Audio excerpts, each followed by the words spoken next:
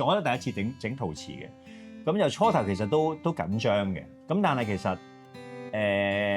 即係譬如我哋有陣時開工或者做嘢都會緊張，冇留意自己嘅呼吸。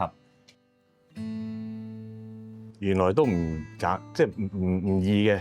係啊，我開頭睇好似老師佢哋練嘅時候，好似哇咁快咁樣，到自己落手嘅時候，原來係好難控制嗰個球。我覺得好得意一樣嘢係原來係每一次每一刻都會唔同咯。我好少有咁靜嘅時候嚇，我通常都乒鈴乓啷嘅，咁但係咧呢個係令到我真係可以有一啲時間，即係呢一段時間咧，呢個 moment 靜咗落嚟。咁但係頭先我哋開始之前同阿常法師一齊做咗一個即係深呼吸嘅練習啦，放鬆嘅練習。咁當我一開始做得緊張嘅時候，我試一試呢一樣嘢，咁啊真係 work。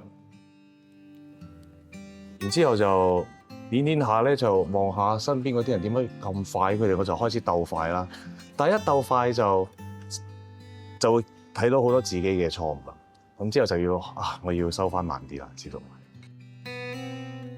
因為我以為用翻之前我之前第一次做嗰個感覺同今次應該做出嚟嘅嘢會差唔多，但係好唔同，即係冇一個固定性。喺個過程裏邊，我幾享受。咁我最開心係冇乜諗過其他嘢咯，即係淨係投入咗點樣可以令到呢個陶瓷變成一個茶碗咁啊，所以成件事我覺得即係幾好嘅。因為呢排咧，我有一段時間咧好困擾，超困擾，但係咧我終於冇咗啦，嗰啲嘢擺低咗，喺呢個過程完全擺低咗，所以好開心，真係好開心，好感動添啊，同埋。如果你都想感受下，快啲嚟試下。